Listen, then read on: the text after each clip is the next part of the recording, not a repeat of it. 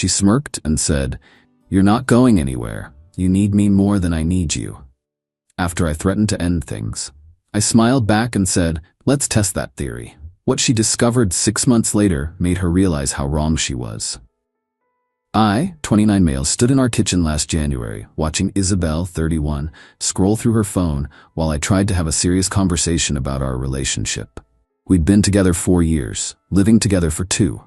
Me, I can't keep doing this. The disrespect, the way you talk to me in front of people, how you treat this relationship like I'm just convenient. She didn't even look up from her phone.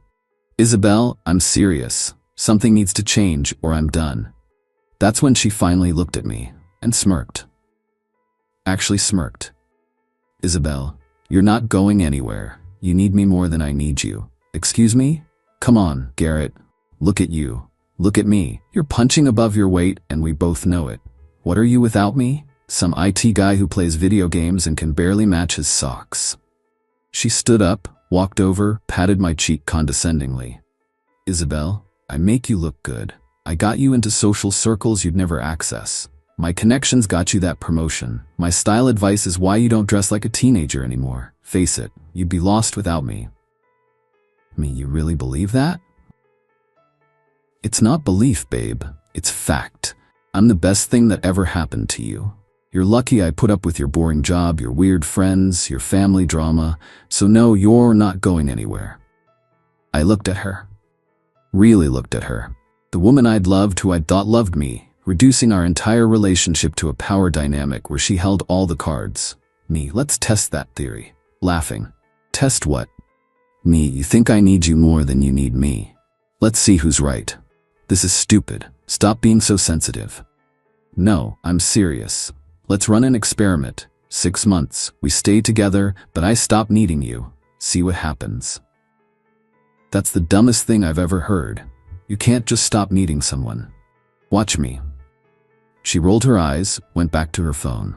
Probably thought I was having a moment. I'd fold like always, apologize for questioning our dynamic, go back to being grateful she deemed me worthy. Except this time, I didn't. That night, I made a list. Everything she claimed I needed her for. Social connections, styles, appearance, career advancement, basic adulting, being interesting, worthy, challenge accepted. Week 1 started with appearance. Isabel always picked my clothes, said I had no fashion sense. Spent a weekend researching men's style basics. Found a YouTube channel, learned about fit, color matching, building a versatile wardrobe. Ordered some pieces online, simple stuff, well-fitted jeans, plain tees, a couple button-downs, decent shoes. Isabel noticed when packages arrived. "What's all this?" "Me new clothes." Without asking me, "You'll look ridiculous." "Maybe, we'll see." Week 2, social circles. She was right. Most our friends were hers. Time to change that. Joined a rock climbing gym. Always wanted to try it. She'd said it was too sweaty and gross. Met a group that climbed Tuesday, Thursday nights. Cool people. Diverse careers. Lawyer, nurse, teacher, chef. None of them knew Isabel. "Isabel, where are you going?" "Climbing gym." "Since when do you climb?" "Since tonight." "That's so random. Why?" "Me, why not?" She seemed unsettled but laughed it off. Week 3, career. She claimed her connections got me promoted. Time to test that. Signed up for advanced certifications in cloud architecture. Started arriving early, leaving late, not to overwork, to network. Coffee with different departments, lunch with senior devs, learned about openings, projects, opportunities. My manager pulled me aside. "Manager, Garrett, love the initiative lately. Keep this up. We need to talk about moving you to the solutions architect team." No Isabel connections required. Week 4, the apartment. She always handled decor, said I had dorm room taste. Bought some plants. Researched basic interior design principles. Added some art prints, not posters, frame prints.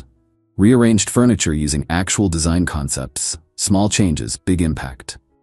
"Did you move the couch?" "Yeah. Opens up the space better." I make the design decisions. "Cool, I made this one though." She started getting irritated. The dynamic was shifting. Month 2, cooking. She loved that I couldn't survive without her cooking. Signed up for a meal kit service. Started simple, following recipes exactly. Then graduated to modifying them, then cooking from scratch. Made her dinner one night, pan-seared salmon, risotto, roasted vegetables. "Where did this come from?" YouTube University. It's actually good. Thanks. She barely touched it.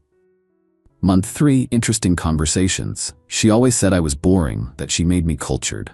Started reading more, not just tech stuff. History, philosophy, current events. Took an online art history course. Joined a book club at the library. At a dinner party with her friends. Her friend. Garrett, what's your take on the exhibit at the Modern Art Museum? Me? Actually just saw it. The way they juxtaposed the classical pieces with contemporary interpretations was fascinating, especially that Rothko-inspired room. Isabel stared. Her friends engaged me in a 20-minute discussion about art, without her steering the conversation. Month 4. Family drama. She'd positioned herself as the buffer between me and my difficult family. Started calling my mom weekly. Visited my sister without Isabel. Rebuilt relationships she'd subtly discouraged. Mom, it's so nice hearing from you more. Isabel always said you were too busy. Interesting. I wasn't too busy. Isabel was too controlling. Month 5, confidence. This was the big one. She genuinely believed I had no self-worth without her validation. But something funny happened. Every skill I learned, every connection I made, every success I achieved without her input, it added up. Stopped asking her opinion on everything. Made decisions. Stood by them. The power dynamic shifted completely. Isabel, you've been different lately. Me different how? Distant, like you don't care what I think. Me I care, just don't need your approval for everything anymore. Since when? Me, since you told me I need you more than you need me. Remember? Her face changed. The experiment was working too well. Update 1, the panic sets in. Month 6 arrived with Isabel in full panic mode. See? While I was becoming self-sufficient, her life was revealing some interesting dependencies. First crack, her job. Isabel worked in PR, always bragging about her connections and influence. What I discovered? Half her major clients came through my network. My college roommate's startup, my cousin's restaurant chain, my mentor's tech company. Connections she'd cultivated through me, then claimed as her own. When I stopped bringing her to my networking events, her new client pipeline dried up. Why didn't you invite me to Jason's launch party? Me didn't think you'd be interested. It's just tech people. I always go to those. Me. To mock my nerdy friends, remember? Figured I'd spare you. Second crack. Finances. While she earned decent money, Isabel had expensive tastes. I'd been covering rent, utilities, groceries, and most dinners out because relationships aren't 50-50. They're about who can contribute more. Her words. I stopped offering to pay for everything, started suggesting we split bills. Isabel, why are you being weird about money suddenly? Me, not weird. Just thinking we should be more equitable. You're a strong, independent woman, right? She had to cancel her monthly spa membership, downgrade her car lease, budget for groceries. The horror. Third crack, social status. Those connections she provided? Turns out I was her credibility. The boring IT guy had become a solutions architect leading major projects. People started inviting me to things directly, not as Isabel's boyfriend. Best moment? Running into her college friends at a bar. I was with my climbing crew. Friend, Garrett, heard about your promotion. That's amazing. Me, thanks Melissa. Yeah, it's been a good year. Friend, we should grab lunch. I have a cousin starting in tech who could use advice. Isabel, who'd arrived late. I'm sure Garrett's too busy. I'd love to. Here's my card. Isabel seethed the whole way home. Fourth crack.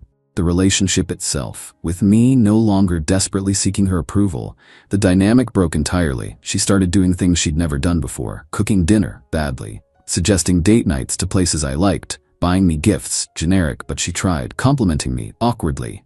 Initiating intimacy, desperately. The smirk was long gone. Replaced by something I'd never seen. Fear. Update 2, the implosion. The 6-month mark hit on a Thursday. I came home to find Isabel had prepared a whole presentation, literally. Laptop hooked to the TV, PowerPoint ready. Sit, we need to talk. The presentation was titled, Us, Why We Work. Slide 1, photo of us from year 1. We were perfect together. Slide 2, list of everything she'd done for me. Introduced you to culture, style, success. Slide 3, recent photos of me. Look how far you've come thanks to me. I sat through all 15 slides. She'd even added transitions and music. See? We're a team. I made you who you are and And I appreciate that you contribute too. Is that what you think happened here? I know I said some harsh things 6 months ago, but I was stressed. You know I didn't mean it. You meant every word, and you were wrong. No. Look at the evidence. You needed me to become this person. I became this person in spite of you, not because of you. You held me back, made me doubt myself, convinced me I was lucky to have you. The only thing you were right about was that someone in this relationship needed the other more. You just got which one backward. Her face crumbled. You're breaking up with me? The experiment's over, Isabel. Results are in. This was all a game to you? Me, no. It was a test. Your test. You set the parameters. She tried everything over the next week. Anger. You manipulated me. This whole thing was a sick mind game. Bargaining. We can go to counseling. I'll change. I see now how wrong I was. Guilt. 4 years. You're throwing away 4 years. Manipulation. No one will ever love you like I do. That last one made me laugh. Me, that's the point. I don't want to be loved like that again. I moved out the next weekend, into a nice 1-bedroom closer to work and the climbing gym. She kept texting, calling, emailing, cycled through every emotion. I miss you. You're making a huge mistake. I hope you're happy. Actually, I hope you're miserable. Please come back. You were nothing before me. Blocked her on everything. Final update, 6 months later. It's been a year since that kitchen conversation. 6 months since I moved out. Life update for those asking. Me, promoted to senior solutions architect, leading a team of 12. Turns out I'm pretty good at my job when I'm not constantly being told I'm mediocre. Completed 3 more certifications, speaking at a tech conference next month. Still climbing twice a week. Can do routes I couldn't even attempt before. Lost 20 pounds of relationship weight. Gained actual muscle. Who knew exercise was fun when your partner isn't mocking your efforts? Dating someone new. Rebecca from book club. She's a pediatric nurse who owns her own condo and has never once suggested I'm punching above my weight. Weird how healthy relationships don't involve constant power struggles. My apartment's featured on an interior design blog.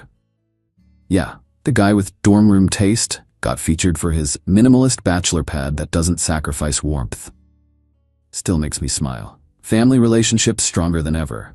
Turns out they weren't difficult. Isabel just made every interaction difficult. Mom visits monthly now. Sister and I grab beers every Friday. As for Isabel, heard through mutual contacts, lost 3 major clients in 6 months. Without my network feeding her leads, her business struggled. Had to take a junior position at another firm. Moved back with roommates. Couldn't afford her luxury apartment alone. Posted passive-aggressive quotes about knowing your worth and men intimidated by strong women. Dated a series of guys who all bailed within weeks.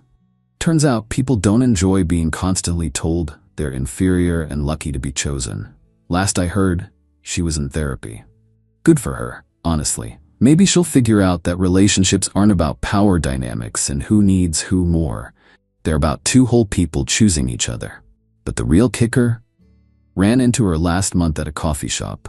She looked rough, saw me, tried to walk over. I was with Rebecca and some climbing friends, laughing about something. She stopped halfway, watched us for a moment. I saw the realization hit. I wasn't just surviving without her. I was thriving. Everything she said I needed her for, I'd achieved and surpassed on my own. She turned and left without saying anything. Rebecca noticed. Old friend? Me, old something. Not important? And it wasn't. She wasn't. The woman who smirked and said I'd be nothing without her? She was wrong. I wasn't nothing without her. I was everything she'd convinced me I couldn't be. She said I needed her more than she needed me. Turns out, neither of us needed the other, but only one of us built a life that proved it. The experiment was a complete success. Hypothesis rejected. I didn't need her. Never did. Just needed to believe in myself more than I believed her lies. Best 6 months of my life, worth every smirk.